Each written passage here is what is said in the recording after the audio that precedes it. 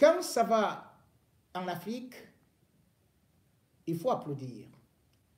Quand certaines personnalités ont le courage d'écouter le peuple, de respecter la loi, il faut applaudir. Il faut être de mauvaise foi pour seulement être dans la critique et pour peut-être dire que l'Afrique ne changera jamais. L'Afrique change parce qu'il y a certaines mentalités, même si la large majorité est aujourd'hui corrompue, même si des élites ne parviennent pas à faire de telle sorte que nous puissions voir de la lumière, même si on constate de plus en plus que d'aucuns veulent carrément confisquer le pouvoir pour transformer des républiques en royaumes, nous devons encourager et surtout féliciter la Cour constitutionnelle de la République centrafricaine qui vient de montrer un exemple pour l'Afrique. Eh bien, la date du 23 septembre 2022 entrera dans l'histoire de la République centrafricaine, de l'Afrique centrale et même de l'Afrique francophone, puisque jamais on n'avait vécu cela, voir une cour constitutionnelle qui se met à dos le pouvoir exécutif. C'est ce qui s'est passé en République centrafricaine. Touadéra, Faustin Archange, que je qualifie parfois pas totalement d'archange, mais de démon, puisque lorsqu'on arrive au pouvoir, on est ange et archange, mais le pouvoir étant là pour corrompre les dictateurs africains, quand ils y sont, ils ne veulent plus quitter. Et c'est ainsi qu'il a entrepris un scénario de révision de la Constitution de mars 2016, qui pourtant lui a permis d'arriver au pouvoir. Et là, comme ces pères africains, ils voulaient déjà aussi rester au pouvoir ad vitam aeternam en déboulonnant la Constitution.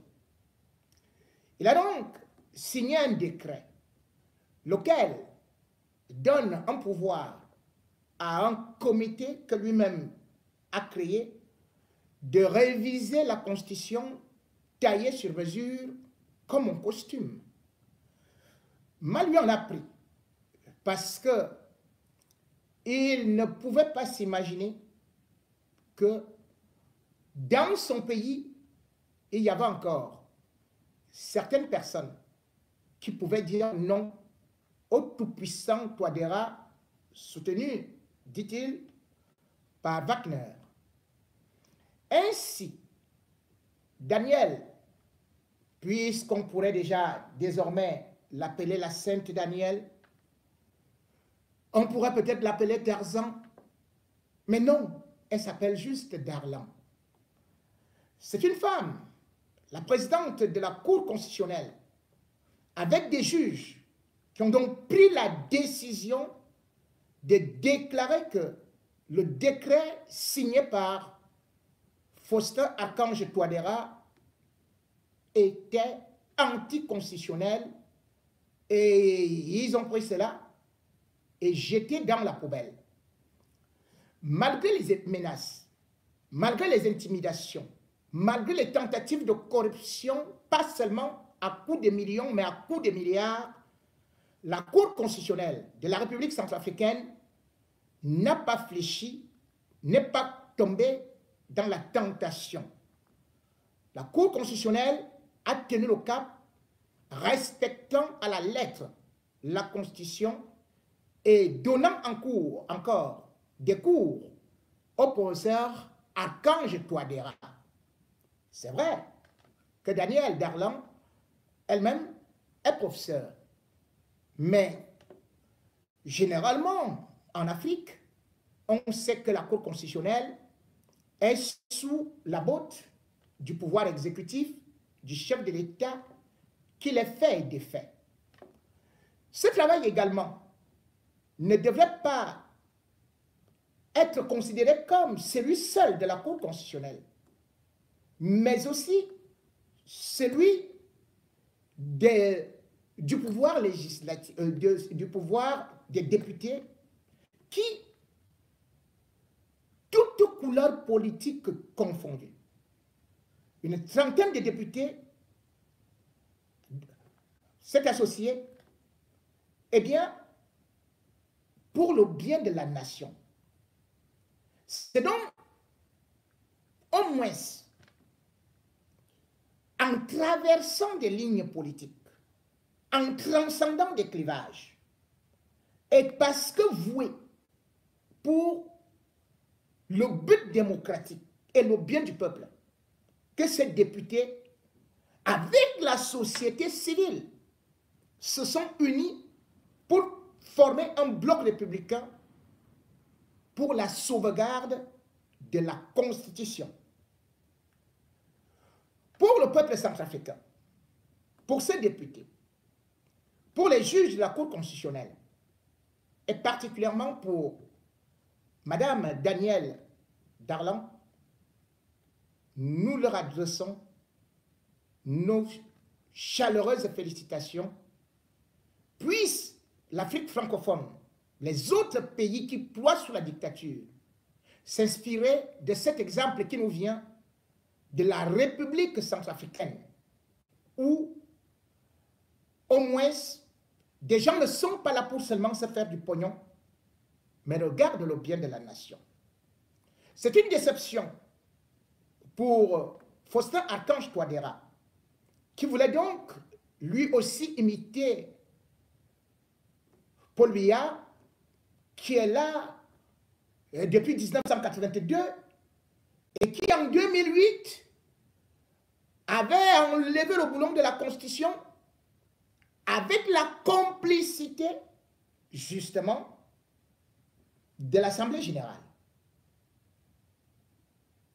Paul Biya avait dû massacrer des centaines, que dis-je, des milliers de Camerounais qui s'y opposaient.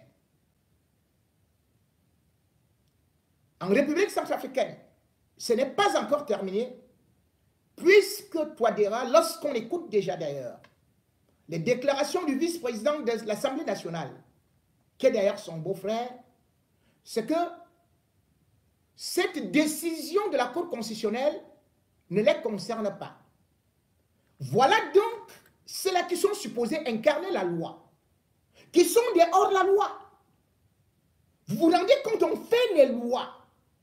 Et c'est le chef de l'État et le président de l'Assemblée nationale qui sont les premiers à dire que rien, aucune loi ne peut être au-dessus de la volonté souveraine du peuple. Donc pour eux, aujourd'hui, ils font appel au peuple. Ils ne respectent plus les lois. Touadéra peut donc être accusé de parjure parce que ce qu'il vient de faire, ne pas respecter son engagement alors qu'il a prêté serment, devrait même lui coûter cher. C'est hors la loi. Et d'ailleurs, la Haute Cour de justice a tous les droits de le déposséder de son pouvoir et de le renvoyer à ses devoirs d'écolier ou alors d'enseignant à l'université ou au lycée. Oui, ne pas respecter une décision de justice peut être interprété comme un acte de rébellion. Et par voie de conséquence, ça peut valoir une destitution. Il faut donc qu'on alerte déjà Faustin Archange Touadéra, qui est arrivé au pouvoir et qui a vu que la communauté internationale a tout fait pour essayer d'amener un brin de paix en République centrafricaine et qui aujourd'hui prépare la guerre, est prêt à verser du sang, à marcher sur des cadavres pourvu qu'il soit au pouvoir toute sa vie. Et déjà on nous annonce les rebelles du M23 venant du Rwanda, qui sont déjà en République centrafricaine, prêts à attaquer. Parce que Touadéra, avec l'une de ses femmes, celle qui justement s'occupe de la MINUSCA, qui était son bras droit, enfin le bras droit de son épouse, est aussi devenu son épouse. Voilà un président de la République qui ne compte et qui ne pense qu'à son bien-être, son ventre et son bas-ventre, avec un gouvernement de voyous. La République centrafricaine aurait pu au moins montrer notre visage depuis l'arrivée de Touadéra au pouvoir. Lorsqu'on arrive et qu'on est un enseignant universitaire, on doit présenter des résultats. Est-ce que les Centrafricains mangent à leur faim? Non. Est-ce qu'il a créé les emplois? Non. Est-ce que le pouvoir d'achat a augmenté? Non. Qu'est-ce qui se passe donc en République centrafricaine? La seule chose qui préoccupe Touadéra, c'est de changer la Constitution. Qu'est-ce que la Constitution peut ramener aux populations? À un élève, à un fonctionnaire, à une ménagère? Non.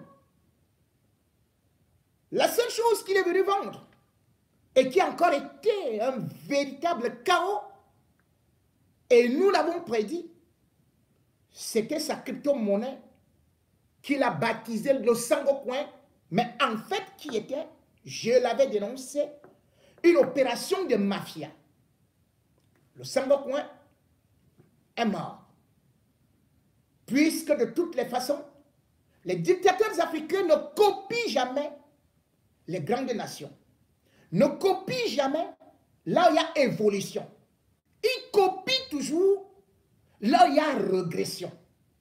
Le Sangocoin avait été recopié dans un état voyou qu'on appelle le Salvador, qui est aujourd'hui endetté à 200 milliards de dollars, qui est presque un état en faillite, parce que justement aussi, un homme populiste comme Touadéra était arrivé au pouvoir, Bukele, et il n'avait que 40 ans, et on a applaudi sa jeunesse, on a applaudi ses idées, et surtout son anti-américanisme.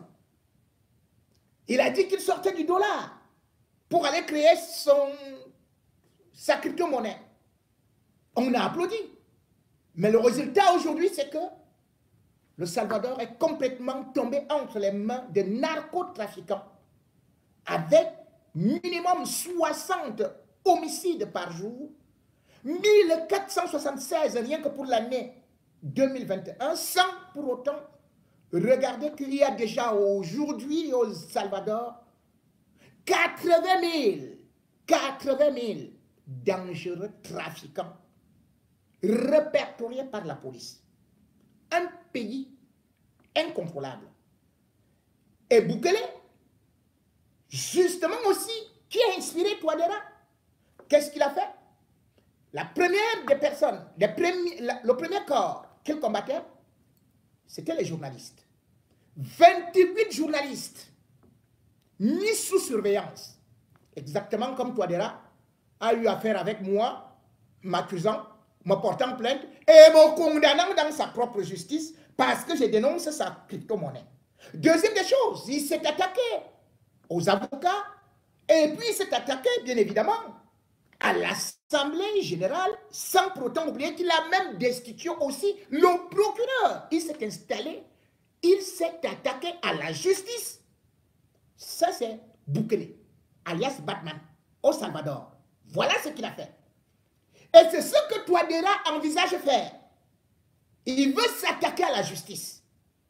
Il veut défaire maintenant la présidente de la Cour constitutionnelle et les juges.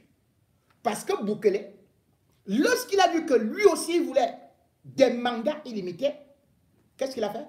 Après avoir enlevé le procureur général, eh bien, il s'est attaqué à la Cour constitutionnelle, les a foutus dehors, a pris des magistrats, balayés, et pam, il est arrivé à l'Assemblée.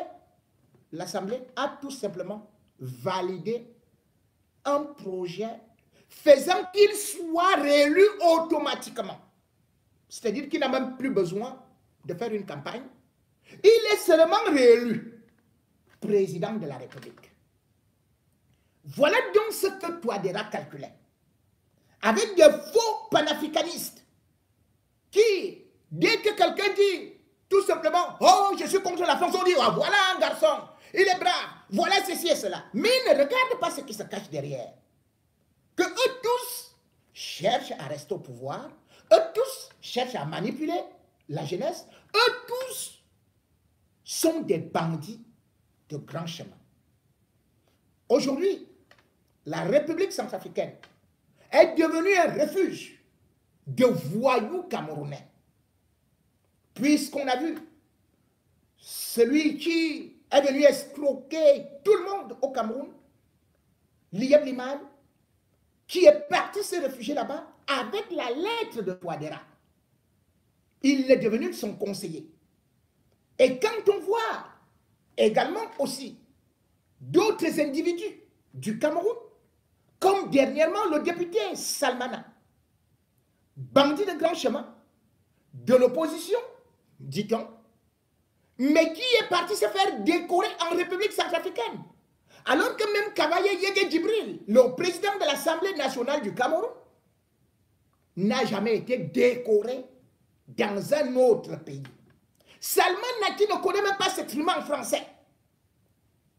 Grand voyou, trafiquant de diamants, c'est lui qui a été accueilli en République centrafricaine pour aller remplacer qui? Un autre bandit qui lui aussi était député à l'Assemblée nationale et qu'on appelait Alou Bachir. Alou Bachir travaillait avec Émile Bankui et Touadéra. C'est ainsi qu'il faisait le trafic de diamants et le trafic d'or au compte de Touadéra. Maintenant, puisqu'il n'a plus d'immunité, Ali Bachir, on a donc pris celui à qui maintenant, eh bien, Amgoubeling a fait confiance, à savoir Salmana, qui est donc arrivé en République centrafricaine pour représenter l'État du Cameroun avec les entêtes de l'Assemblée nationale. Vous voyez donc, à côté de nous, si nous ne regardons pas ce qui se passe en République centrafricaine, où tous ceux qui volent notre argent vont s'installer, ont des passeports diplomatiques, et que Touadéra, s'il réussit à rester là, définitivement, le Cameroun sera déstabilisé, le Cameroun sera appauvri, le Cameroun sera exsangue. Touadéra est donc un danger pour le Cameroun, pour toute la sous-région et par rapport aux générations futures. Lorsqu'on recrute uniquement des bandits de grand chemin, comment voulez-vous que ceux-là qui prétendent vouloir le bien de l'Afrique, les panafricanistes, qu'ils encouragent un tel individu? Non. Aujourd'hui, nous devons encourager ceux de l'opposition qui ont réussi à faire fusion avec la société civile. Nous devons féliciter les députés qui ont accepté faire ce sacrifice, contrairement à ceux du Cameroun qui, même quand ils sont dans l'opposition, vont tout simplement pour leur rémunération. Nous devons féliciter, honorer, décorer cette dame, Danielle Darlan, pour le bien qu'elle vient de faire, pour le courage qu'elle a eu. Le régime Touadéra est un régime voyou. Je n'ai jamais vu un régime, un gouvernement aussi d'incompétent et d'irresponsable. C'est hallucinant. Regardez celui qu'on appelle Thierry Camache. Sa mère est syrienne. Son père est centrafricain. Et je crois qu'il est ministre de l'Environnement. Voilà un ministre qui, même en public, fait pipi dans la culotte. Voilà le ministre de Touadéra. C'est quand même incroyable. Vous avez vu l'autre qui avait été arrêté? Où? En Corée. Un autre, en Corée du Sud, on l'a bloqué là-bas. Il revient un mois après. Touadéra le conduit toujours au gouvernement. Il est là. Un autre a été arrêté au Cameroun. D'autres vont blaguer. Mais c'est... Et il y a un qu'on appelle la fidèle Ngwadjiga. Aïe, aïe, aïe, aïe, aïe, aïe, aïe, aïe, aïe. Allez sur sa page Facebook. Un ministre, et c'est lui qui est le parrain de Touadéra. C'est lui qui a fait que Touadéra arrive au pouvoir. C'est lui-même qui se félicite comme ça. Il lance le direct Facebook dans l'obscurité. Dans l'obscurité, il n'y a pas de lumière. Hein. Un ministre, il commence à danser. Dans l'Enganda, il est là-bas. Il partout, il est là-bas. Il saoule. Chacun d'entre eux, quand il n'a pas bu le soir, c'est 1 litre de whisky. Touadéra alors lui-même, président Palapala. C'est... Il boit, le vin rouge, le whisky, le vin rouge, le whisky. Quand il finit ça, boum, Bangala debout, en colère. C'est pour ça que j'ai dit, je ne peux pas me mettre derrière un tel individu pour le soutenir. Ceux qui le soutiennent parce qu'ils prennent quelques petites miettes devraient avoir honte. Quand ils font des directs, ils devraient avoir honte quand ils trahissent l'Afrique.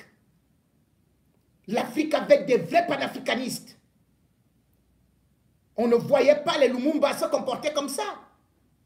On ne voyait pas les Cheikh Anta Diop se comporter ainsi. On ne voyait pas même les Sékou Touré faire ce que Touadéra est en train de faire actuellement. C'était des gens carrés, des gens respectés et des gens qui n'étaient pas là pour le pouvoir, mais qui voulaient libérer l'Afrique. Mais Touadéra, la seule chose que lui il veut, c'est qu'il brandit, il fait semblant de brandir aux Africains que non, vous savez, je suis avec des Russes. En fait, il est avec quelques mercenaires de Wagner. Après, il prend des mercenaires à gauche et à droite, partout. Il vend son pays et ils font le trafic de diamants et il vient piller le Cameroun.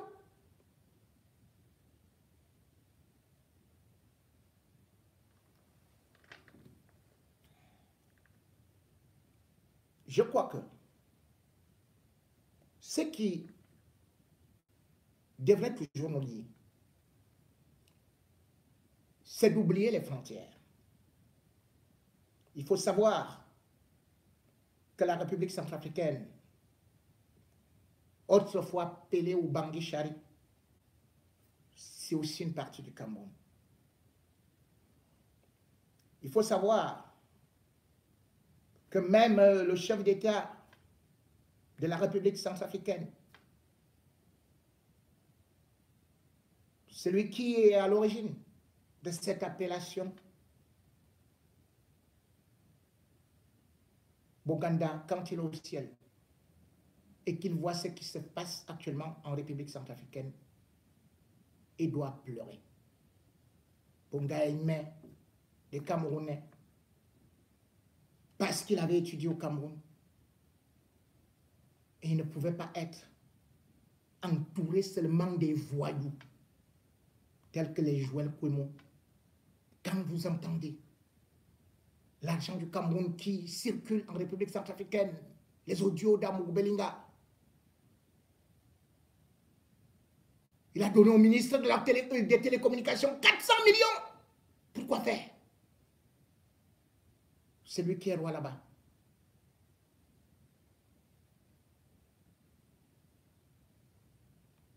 Quand vous voyez toute la racaille qui quitte le Cameroun, autour de Touadéra, et vous voulez que ce monsieur-là continue à être au pouvoir? Il est un danger pour le Cameroun, un danger pour les journalistes, un danger pour la démocratie.